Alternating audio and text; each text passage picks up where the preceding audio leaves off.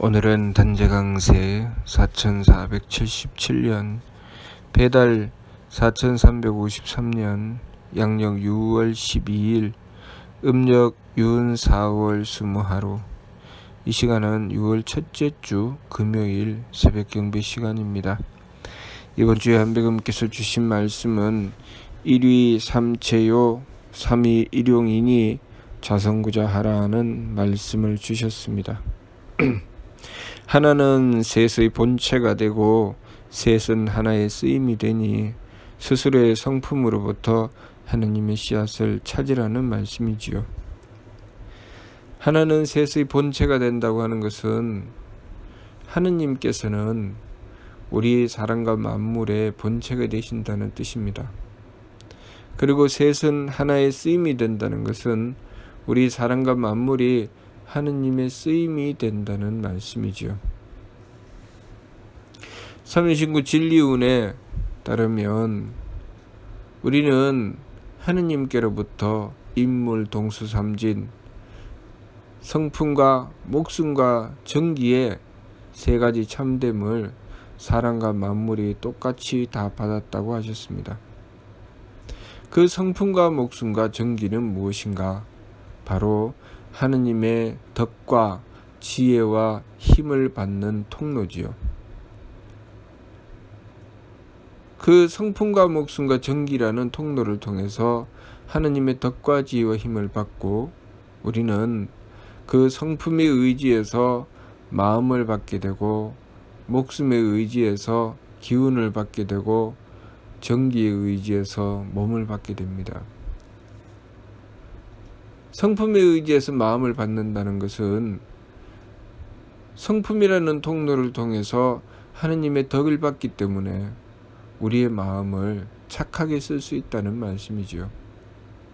또 목숨의 의지에서 기운을 받는다는 것은 우리가 기운을 통해서 하느님의 지혜를 받아서 우리의 목숨을 통해서 하느님의 지혜를 받아서 우리의 기운을 맑게 쓸 수 있다는 것입니다. 또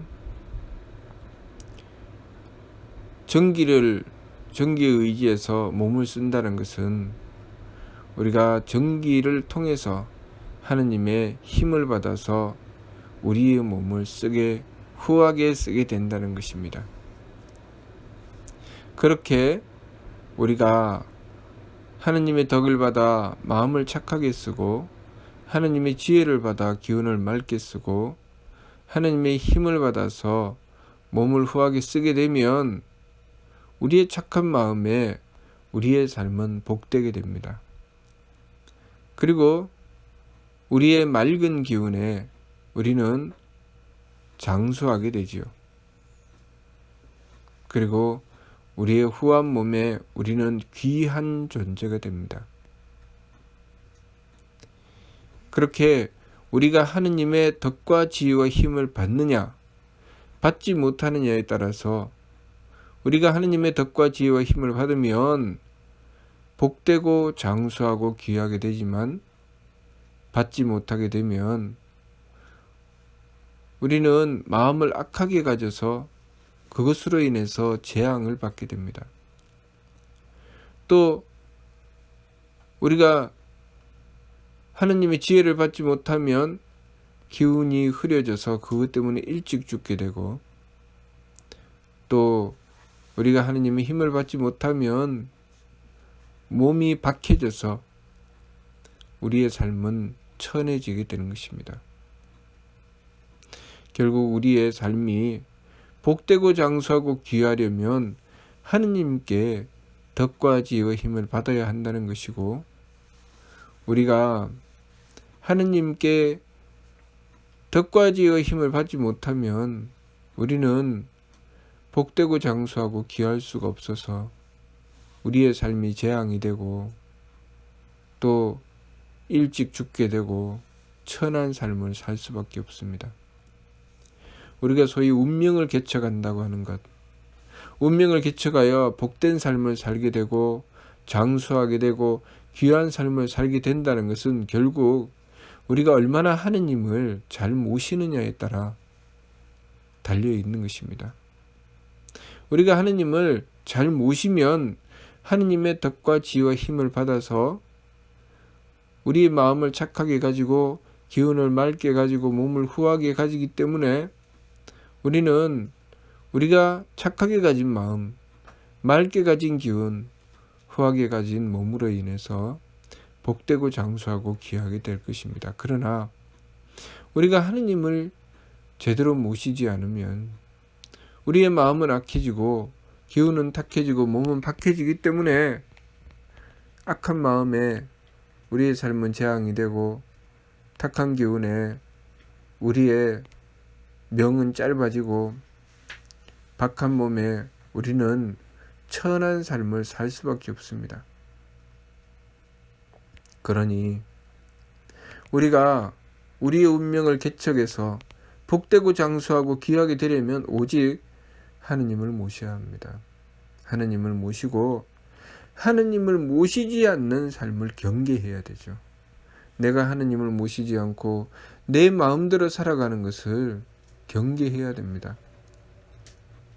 그래서 하느님을 모시지 않고 내 마음대로 살아가는 삶을 경계하는 것이 바로 발근이가 쓰는 지감, 조식, 금촉의 세법입니다. 왜 감정을 그쳐야 하는가? 왜 숨쉼을 고루해서 기운을 가라앉혀야 하는가?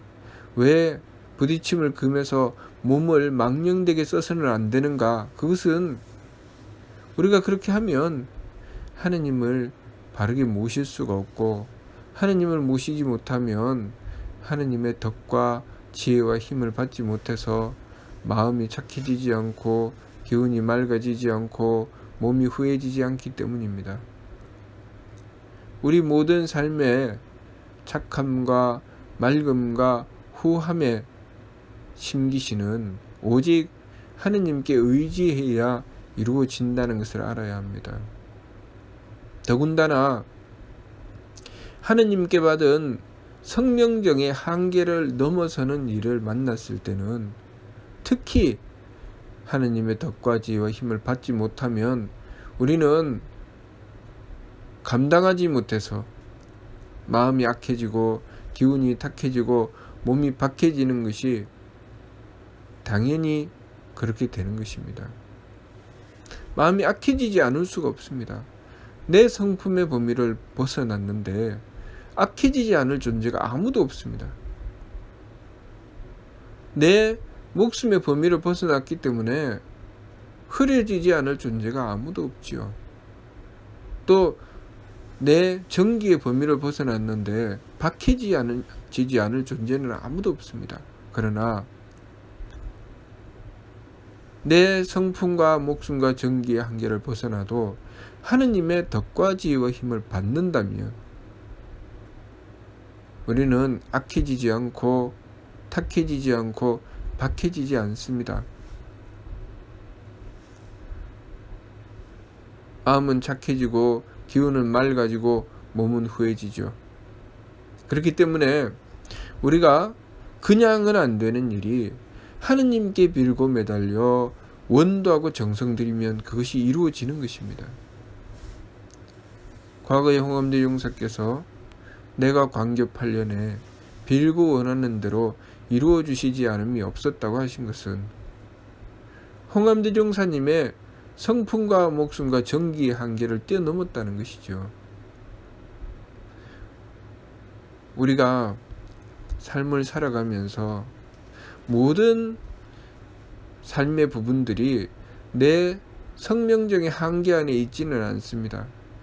항상 내 성명정의 한계를 넘는 부분을 만나게 되고 그것을 만날 때마다 우리는 마음은 악해지고 기운은 탁해지고 몸은 박해집니다. 그러면 우리가 하느님을 모셨을 때 그 문제를 해결할 수가 있다는 것이죠. 과거에 우리 고대의 선조들은 소위 원시시대에서 살았습니다. 짐승과 더불어 살았죠. 짐승과 더불어 사는 삶은 지금도 괴롭습니다. 저 들판에 가서 사나운 맹수들과 같이 살고, 그리고 벌레와 살고 온갖 독충과 독사와 같이 살게 된다면 그 삶이라고 하는 것은 이루 말할 수 없이 괴롭겠지요. 그 속에서 우리 인간이 살아남을 수 있었던 것은 오직 하느님을 모셨기 때문입니다. 하느님을 모셨기 때문에 우리 인간은 짐승과 다른 삶을 살게 된 것입니다. 오늘날 우리 인간의 육체를 보면 다른 짐승들과 같이 살다가는 얼마를 살지 못하고 바로 죽을 수밖에 없는 나약한 몸을 가지고 있습니다. 그것은 우리가 하느님께 의지해서 살아왔기 때문에 굳이 그 육체가 강할 필요가 없었던 것이죠. 우리는 하느님께 의지해서 하느님의 덕과 지혜와 힘을 받았기 때문에 마음은 착하고 기운은 맑고 몸은 후한 것이죠. 그래서 아무리 사나운 맹수라도 사람의 돌봄을 받게 되고 사람의 덕을 잊게 되는 것입니다. 그것은 사람이 하느님께 그 덕과 지혜와 힘을 받았기 때문입니다. 하느님의 덕으로, 하느님의 지혜로, 하느님의 힘으로 그 사나운 맹수를 상대하기 때문에 그 맹수는 하느님의 덕과 지혜와 힘을 받은 사람에게 있어서는 그냥 귀여운 동물일 뿐입니다. 그러나 사람이 하느님의 덕과 지혜와 힘을 잃어버리는 순간 그 맹수의 먹잇감일 수밖에 없습니다. 우리가 우리의 삶을 살아가면서 운명을 개척한다는 것은 바로 그런 것입니다. 나에게 다가오는 여러 가지 삶의 일들이 내 운명 속에 드러나는 많은 부분들이 나에게 맹수로 다가오지만 우리가 하느님을 모시고 하느님의 덕과 지혜와 힘을 받게 된다면 그 맹수는 결코 맹수가 될 수 없다는 것입니다. 나에게 다가온 아무리 어렵고 힘든 문제도 우리가 하느님을 모시기만 하면, 하느님을 모시고 하느님의 덕과 지혜와 힘을 받기만 하면 그 문제는 나에게 더 이상 문제가 되지 않는다는 것입니다. 그렇기 때문에 우리가 하느님을 본체로 받들고 그 쓰임이 되도록 노력해야 합니다. 지감조식 금촉의 세법을 힘써 행하고 심기신의 망령됨을 돌이키고 성명정의 참됨을 추구해서 그 성명정으로서 하느님의 덕과 지혜와 힘을 받는 길을 열어나가야 합니다.